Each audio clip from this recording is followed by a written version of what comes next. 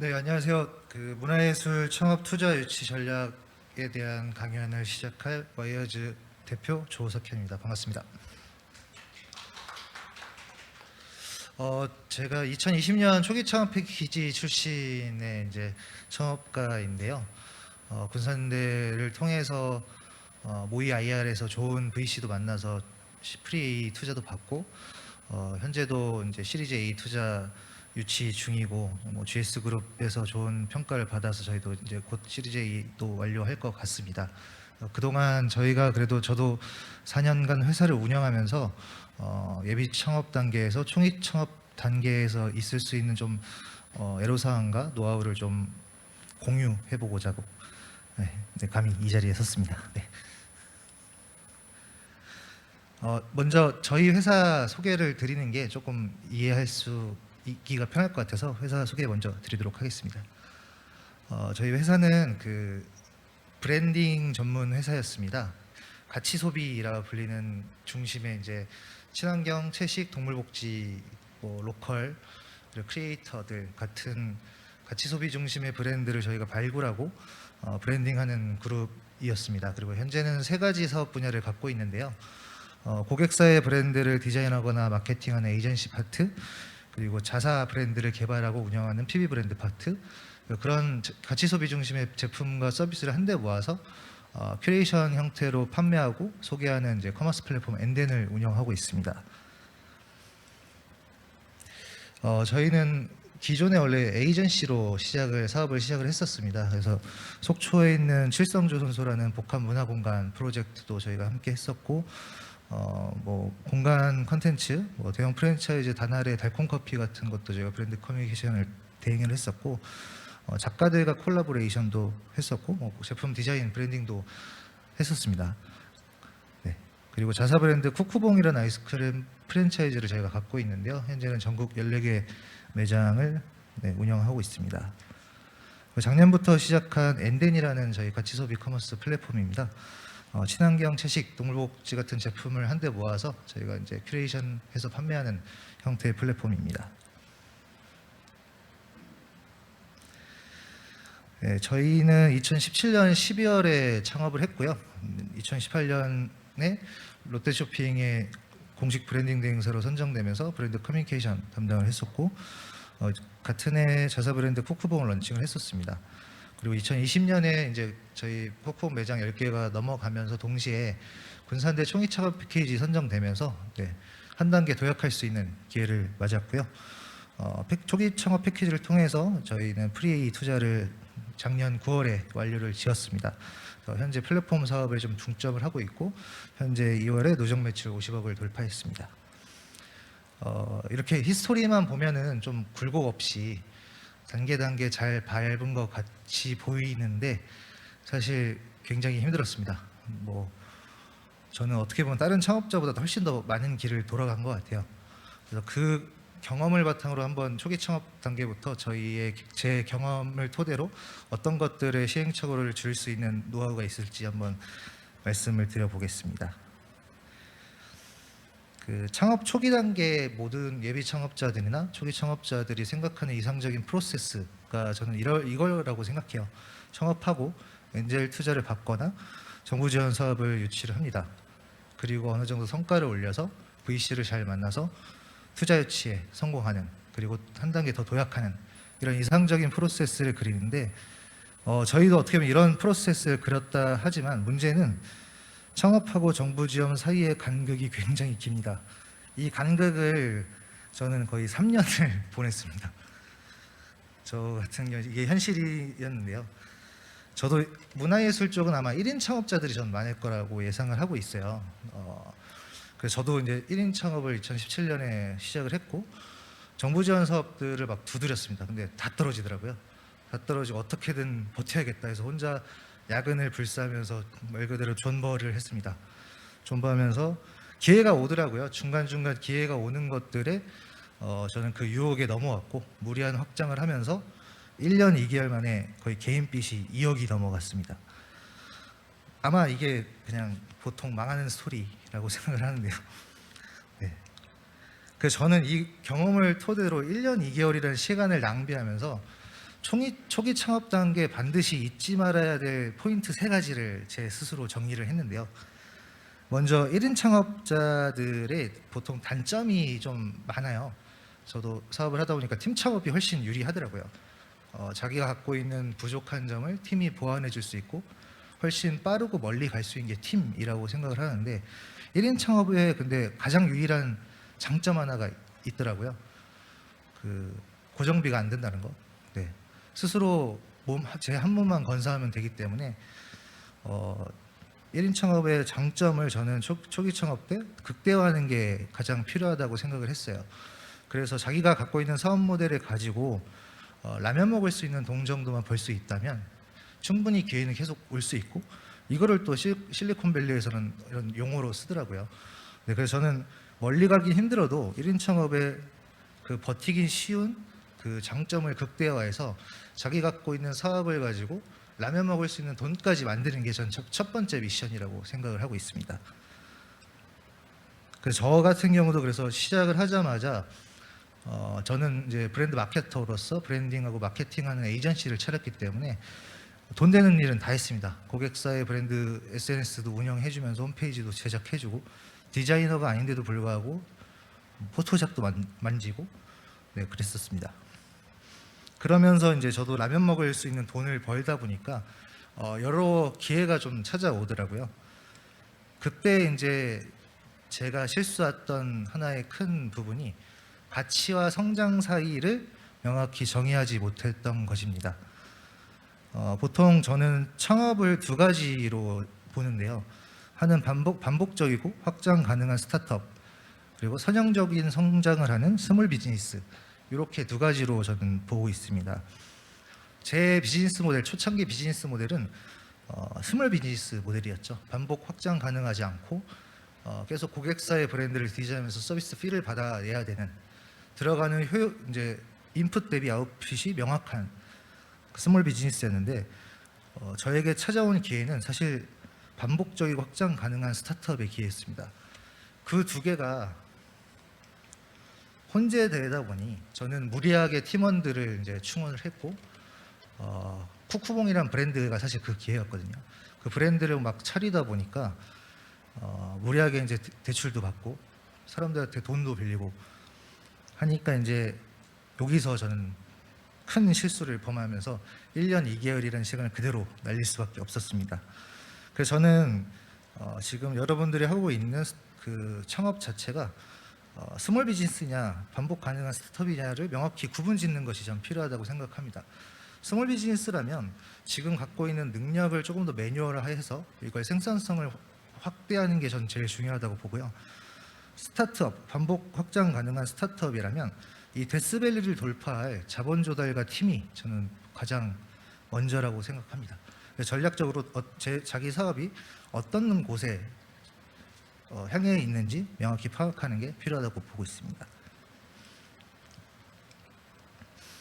근데 마지막으로 전 초기 창업 단계에서 가장 중요한 거라고 생각을 합니다. 이 부분이 내가 이 사업을 왜 하는지에 대한 정의를 내리는 것인데요. 저는 이번이 두 번째 창업입니다. 대학교를 졸업하자마자 첫 창업을 했었고 1년 만에 실패를 하고 직장을 전전하다가 다시 재창업을 했는데요. 만으로 한 7년 넘은 것 같아요. 근데 지금도 물론 되게 힘들고 어려운데 되게 어려웠을 때는 엄청 어둡고 긴 터널을 지나는 것 같은 기분이 들더라고요. 빛은 하나도 보이지 않고. 근데 그럴 때 내가 이 사업을 하는지에 대한 왜에 대한 그 정의가 명확하지 않다면 기회도 오고 위기도 오는데 위기가 올 때는 그냥 어둡기만 해서 그걸 버틸 수 있었어요. 근데 기회가 왔을 때 그 왜가 명확하지 않으니까 유혹에 빠지고 내가 가고자 하는 방향이 아닌 완전 새로운 방향을 가고 있더라고요. 그러면서 저는 한번 무너졌었고 그렇기 때문에 스스로에 대한 내가 이 사업을 왜 하는지 내가 이걸 가지고 어떤 것을 이룰 것인지에 대한 명확한 미션과 비전의 정의가 초기 창업 단계에서 가장 중요하지 않을까 생각을 하고 있습니다. 네, 그래서 이렇게 예비 창업을 지나서 초기 창업, 라면 먹을 수 있는 돈을 벌었고 내가 사업의 구조가 어떤 건지 정의를 내렸고 왜에 대한 정의가 명확하다면 이제 자본 조달이 필요한 시점이 올 거라고 생각을 합니다. 그래서 자본 조달에 뛰어들기 위해서 가장 먼저 찾는 게 뭐 투자 유치일 수도 있지만 쉽게 접근성이 편한 건 사실 정부 지원 사업인 것 같아요. 저도 그렇게 접근을 했었고, 그래서 정부 지원 사업을 진행하면서 이 합격률을 높이기 위한 좀 노하우, 제가 스스로 생각한 것들을 한번 정리를 해보도록 하겠습니다. 첫 번째는 저도 처음에 창업하자마자 K 스타트업 그 홈페이지 매일 들어가고 그 정부 지원 사업 이렇게 네트워킹 행사도 엄청 가고 찾아보고 했었는데 계속 지원해도 안 되더라고요. 근데 이제 되기 시작한 저는 가장 큰 이유가 사실 숫자, 매출이라고 생각을 하고 있습니다. 그게 이제 뒤에 입장에 저는 정부 지원 사업의 본질을 이해를 해야 된다고 보는데, 정부에서 창업자들한테 돈을 주고 이전 지출을 하는 이유는 저는 일자리 창출과 창업 활성화, 그 미래 성장 동력 확보라고 생각을 합니다. 괜히 그 돈을 쓰지는 않는다고 생각을 하거든요. 결국 저도 총익차원 패키지 졸업하고 나서 성과 보고를 하는데 몇 명의 인원을 더 채용했느냐, 그 매출은 얼마나 상승했느냐, 투자를 받았느냐, 에어브였습니다. 결국 이 논리는 어쨌든 주관 기관도 창업자들을 선정하고 그 창업자들의 성과를 사실 중앙기관에 보고를 해야 되는 체계라고 저는 알고 있고, 그렇기 때문에 주관기관이 선정할 때도 그런 성과를 잘 낼 수 있는 기업들을 저는 선정한다고 생각을 하고 있습니다. 그렇기 때문에 저는 어떤 기가 막힌 사업 계획서나 아이디어보다 라면 먹을 수 있는 돈을 벌면서 숫자를 차라리 확실하게 만들어내는 것이 정부 지원 사업을 합격하는 가장 큰 노하우라고 생각합니다. 네. 실체가 있는 거는, 사업의 실체는 사실 매출이고요. 사업의 실체가 있는 거는 전 직원이라고 생각을 하기 때문에 그 부분에 저는 포커스 맞추는 게 훨씬 더 시간을 효율적으로 쓰는 방법이라고 생각하고 있습니다. 네, 그래서 어떤 숫자도 맞췄고 지표도 맞췄다면 저는 정부 지원 사업에 합격할 확률을 높이는 작업이 좀 필요하다고 보는데요. 그 주관기관마다 좀 집중하는 사업 분야가 다른 걸로 저는 알고 있습니다. 저도 작년에 이제 광주 전라북 남도 이제 광주광역시의 그 성장도약 패키지를 지원을 했었는데 거기는 인공지능을 집중하더라고요. 그래서 인공지능에 맞춰서 제가 사업 계획을 냈지만 사실 떨어졌고요. 투자 유치보다 정부 지원 사업이 훨씬 어렵습니다. 그래서 이 사업 분야에 자기 사업이 맞는 것들을, 핏하게 맞는 것들을 사실 제안을 해야지 확률이 좀 높아진다고 생각을 합니다. 그래서 문화예술 쪽은 사실 콘텐츠 쪽도 많기 때문에 콘텐츠 진흥원이라든지 그런 정부 지원 사업들을 살펴보는 것이 전 중요하다고 보고 있고, 그 다음에 이제 사업 계획서나 스킬 같은 것들은 많이 써보시고 너무 교육도 잘 돼 있기 때문에 이건 전 말씀드리지 않아도 될 것 같고, 마지막으로 이제 경쟁률인데요. 아무래도 너무나도 많은 지원자들이 있기 때문에 안 될 확률이 될 확률보다 훨씬 높습니다. 그래서 거기에 대한 절망도 되게 많이 했었는데, 저도 전략적으로 이 합격을 하기 위해서 저희 회사가 사실 서울에 있습니다. 서울에 있었고 서울 쪽으로 계속 정부 지원 사업을 냈는데 쉽지 않더라고요. 그래서 저는 전략적으로 좀 군산 쪽이 경쟁률이 낮을 거라고 생각해서 군산 쪽으로 터냈고 지표와 숫자를 만들어서 초기 창업 패키지를 공략했었는데 운 좋게도 선정이 되면서 잘 했던 경험이 있습니다. 그래서 여러분들도 너무 좀 사람들이 몰리거나 경쟁률이 치열한 곳에서 정부 지원 사업을 받지 말고 조금 더 확률이 높은 곳을 선택하는 게 전 전략적으로는 옳은 논리라고 생각을 하고 있습니다. 네, 그 다음에 이제 정부 지원 사업을 잘 진행하고 지원 사업을 통해서 사실 이제 가장 좋은 게 저는 지원금을 받는 것보다 VC를 만날 수 있는 채널을 확보하는 거라고 생각을 하고 있습니다. 근데 이제 VC를 만날 때 제가 첫 번째 창업에 실패했을 때가 사실 자본 조달에 실패해서 이제 사업을 접게 됐었는데, 그때 VC의 시장 논리를 제가 이해를 하지 못했던 것 같아요. 모든 그 초기 창업자, 미창업자들이 VC를 만날 때 조금 되게 엄청 똑똑한 사람들, 카이스트 나왔거나 해외대 나왔던 VC 심사역들도 되게 많기 때문에 그런 분들은 이제 어떤 실리콘밸리의 문화, 엑셀러레이팅이라든지 뭐 인큐베이팅이라든지 이렇게 해줄 것 같은 내 사업의 어떤 본질을 이해하고 그 방향성을 같이 맞춰가는 VC가 되게 많을 것 같지만, 저는 투자사를 이제 컨택하고 이제 투자 유치를 하다 보니까 그냥 쉽게 말씀드리자면, 주식 다들 하시죠? 상장된 공개된 주식회사에 투자를 할 때 재무제표 보고 사업 보고서 보고 회사 공부하신 다음에 투자하시잖아요. 그런 것처럼 VC들은 비상장 회사 주식 투자하는 거라고 생각하시면 쉽습니다.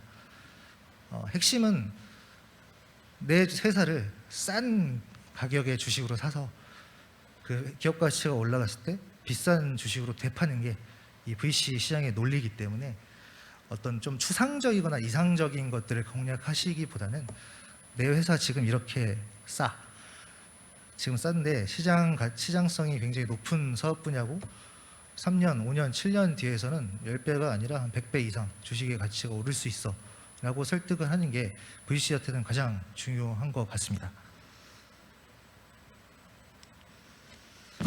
그래서 그 시장에 대한 VC에 대한 논리, 이제 시장의 이해가 끝났다면 완벽한 IR을 준비를 해야 되는데요.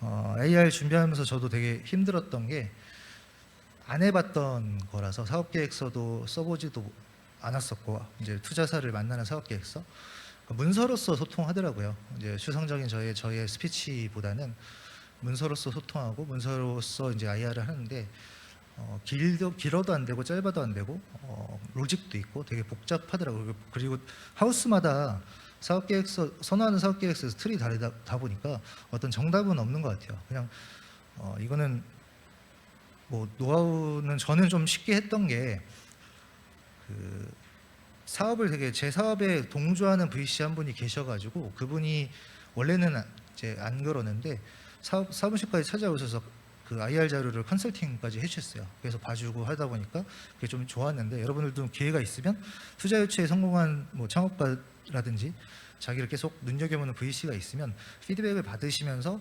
IR 자료, IR의 이제 전략을 잘 짜보시면 좋을 것 같습니다. 네, 그다음에 완벽한 IR 준비가 끝났으면 이제 피칭인 것 같습니다. 네, 저도 투자 유치에 대한 생각이 없이 2020년 11월 남원 그 모의 IR 그 초기 창업 패키지 거기 나가서 VC를 만났거든요. 그때 부랴부랴 사업계획서 뭐 싸가지도 않았는데 그날 그냥 써가지고 발표를 했습니다. 근데 운 좋게도 한 분이 저한테 관심을 보여주시면서 그때부터 시작이 되는데요. 이게 한 VC가 관심이 있다고 거기 피칭이 끝나는 게 아니라, 이분한테 이제 데모데이를 했으면 그 회사 가서 또 하고요. 그 회사가 또 단독으로 투자하는 경우는 요즘 좀 드뭅니다. 보통 인바이트를 해서 VC를 여러 모아가지고 이제 투자를 하는데, 그러면 그 인바이트를 하기 위해서 그 VC 분이 소개하시는 회사들을 이제 다 가가지고 이제 IR을 하는데요. 저는 한 20번 넘게 한 것 같습니다. 20번 넘게 해서 저는 한 회사를 이제 인바이트해서 투자를 완료를 했었는데, 피칭은 계속 자기 회사를 노출시켜야 되는 것 같아요. 데모데이를 보통 많이 참석하시는 게 유리하고요. 콜드콜은 저는 권유하지는 않습니다. 이제 자기가 맞는 투자 VC에 이제 이메일 보내고 사업계획서를 막 보내시는 분들 계신데, 콜드콜은 오히려 자기 회사 가치를 깎아내릴 수 있는 안 좋은 전략이기 때문에 절대 그 영업용으로 사업계획서를 돌리면 안 됩니다. VC끼리, 그리고 네트워크가 워낙 강해서 서로 다 알고 있더라고요. 그래서 하나의 VC를 만나는 게 중요하고, 하나의 VC 물꼬를 트면 여러 VC들을 만나는 것들은 쉬워지기 때문에 오히려 데모데이나 이런 네트워킹 행사에서 자기를 노출할 수 있는 찬스를 만드시는 게 훨씬 유리합니다. 그 투자의 이제 어떤 프로세스 절차인데요. 보통 투자를 데모데이 하고 VC를 접근하고 빨리 받을 수 있을 거라고 생각하는데, 한 최소 6개월, 빨라야 6개월입니다. 빨라야 6개월이고 저희도 9개월 걸렸습니다. 11월에 남원에서 IR에서 그 VC 분 명함 받고서 그 다음에 9월에 이제 주금 납입이 이루어졌거든요. 데모데이가 끝나면 관심 있는 VC가 개별 미팅을 이제 권유를 하고요. 개별 미팅 하면은, 우리는 이제 자기는 이제 투자를 할 의향이 있는데 우리 하우스 단독으로 들어가기는 내가 조금 난처하다. 다른 하우스도 끼면 내가 더 윗사람들 설득하기가 좋을 것 같다. 그러면 이제 그 인바이트를 하기 위해서 다른 하우스들을 계속 돕니다. 그 VC의 네트워크를 바탕으로 계속 돌고서 이제 인바이트가 완료되면 이제 예비 투자 심사라고 해서 각 하우스 가서 이제 투자 받기로 한 하우스 가서 전체한테 IR을 하더라고요. 발표를 피칭을 하고 그 다음에 회계실사가 들어갑니다. 회계실사가 들어가서 지금까지의 우리의 재무 제표라든지 입출금 거래 내역이라든지 뭐 회계상 부채라든지 다 검토를 하는데 투자를 생각하고 계신다면 미리 회계 장부 같은 거 깔끔하게 정리하는 것을 추천드립니다. 왜냐하면 회계 실사 때 진짜 힘들어요. 하나하나 끝까지 한 3년치까지 저는 다 봤었는데 그 미수금 뭐 그런 미지급금 그런 거 다 따지다 보니까 너무 시간 많이 들더라고요. 그래서 한번 정리를 하셨으면 좋겠고 회계 실사가 끝나서 이상이 없다고 하면 본투심을 하는데요. 본투심은 그쪽 VC 하우스에서 투표를 하더라고요. 만장일치가 되면은 이제 투자하기로 한다가 되고 이제 계약서 쓰고 이제 거기에 맞는 등기 완료하고서 그 정해진 일자에 통장으로 돈이 들어옵니다. 저희도 그렇게 해서 9개월 만에 돈을 받았고 통장에 돈이 꽂힐 때는 진짜 기분이 엄청 좋았습니다. 왜냐하면 너무 오랜 시간을 고생을 했기 때문에 이렇게 투자 받는 과정도 녹록치 않음을 좀 말씀을 드리고 싶었습니다. 네, 제 어떤 좀 그 노하우는 여기까지고요. 시간이 짧아서 그냥 짧게 했습니다. 10분 정도 남은 걸로 알고 있는데 자유롭게 질문 주시면 제가 알고 있는 한에서 성실하게 답변 드리도록 하겠습니다. 네, 질문 있으신 분 계시면 편안하게 손 들고 질문 부탁드립니다.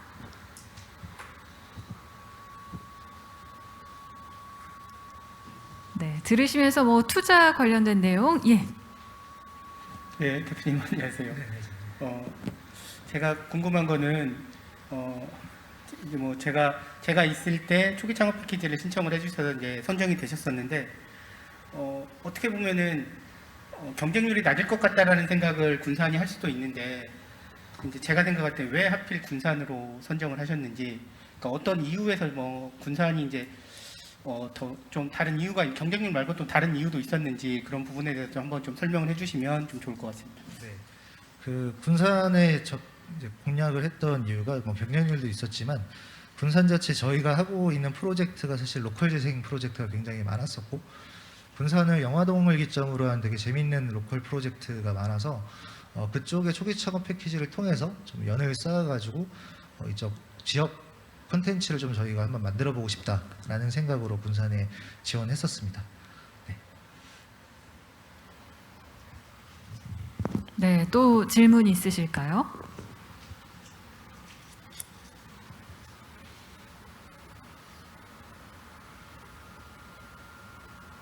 네, 그럼 제가 한 가지 좀 여쭤볼까요? 어쨌든 그 투자를 받으셨고 또 성공적인 사례로 지금 계속 사업을 하고 계시기 때문에 어떤 내용을 가지고 미래 비전을 삼고 계신지 한번 여쭤보고 싶습니다. 제가 창업을 했던 이유는요, 결국 저도 정의를 초기 창업 단계에서 내렸는데 업의 철학과 사명이 있는 생산자들이 좀 시장에서 대우를 받고 그분들은 시장에서 대우를 받으면 그 돈을 자기의 개인의 사역으로 채우는 게 아니라 더 다른 또 다른 가치를 만들어내는 것을 목격을 할 수 있었습니다. 그래서 저는 이런 생산자들이 좀 시장의 대우를 받을 수 있는 채널을 좀 만들어야겠다라고 생각을 해서 와이어즈라는 브랜딩 에이전시를 창업을 했고 그 일을 하다 보니까 에이전시만으로는 더 확장성 있는 브랜드를 만들 수 없다는 생각이 들어서 엔덴이라는 플랫폼 사업을 시작을 했습니다. 그래서 그 플랫폼을 기점으로 저희가 지금 지금은 카테고리가 친환경이나 뭐 예술 분야나 채식 뭐 이런 데 포커스가 돼 있지만 가치 소비, 가치를 만들어내는 생산자들이 저희 플랫폼을 통해서 뜨겁게 성장을 해가지고 글로벌 레벨의 브랜드가 될 수 있는 생태계를 만드는 것을 비전으로 삼고 있습니다. 네, 투자를 받으신 부분도 거기에 대한 부분인 것 맞죠? 예, 알겠습니다. 네, 예.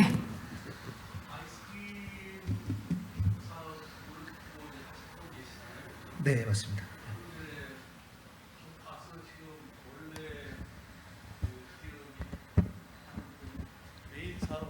네. 아이스크림부하고 브랜딩 사업 뭐 영 안 맞는 건 아닌데 그래도 그게 어떻게 두 개가 같이 가나.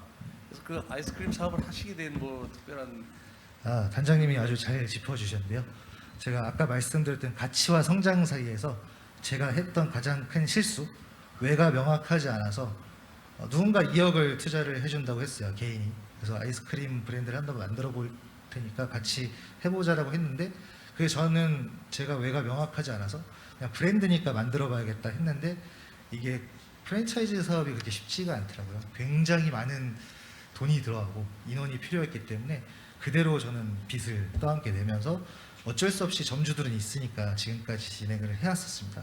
그래서 사실 제가 가장 크게 실수했던 하나의 사업 분야고 아직까지 끌고 가고 있지만, 저는 그래서 이 브랜드를 올해는 지금 소프트 아이스크림 브랜드인데 그 비건 아이스크림으로 지금 전환을 앞두고 있습니다. 저희 사업의 취지에 맞게 브랜드 밸류를 좀 바꾸려고 전환을 계획을 하고 있습니다. 네. 네. 제가 한 가지만 더 여쭤봐도 네네네. 괜찮을까요? 저는 이제 주변에서 사업하시는 사례들을 많이 보면서 아무래도 뭐 비대면 시대다 보니까 온라인으로 사업하시는 분들도 많이 계시고 또 오프라인 창업하시는 분들도 많이 계시거든요. 그러면 이 투입 대비 효율이 아무래도 온라인 쪽이 훨씬 좋다, 이런 반응들이 있으세요. 근데 온라인도 하시고 그러니까 그 형체가 없는 브랜드에 대한 것도 하시고 또 오프라인 사업도 하셨기 때문에 앞으로 사업을 한다면 어느 쪽이, 뭐 개인적인 의견일 수 있겠습니다만 어느 쪽이 좋다고 혹시 여기시는지.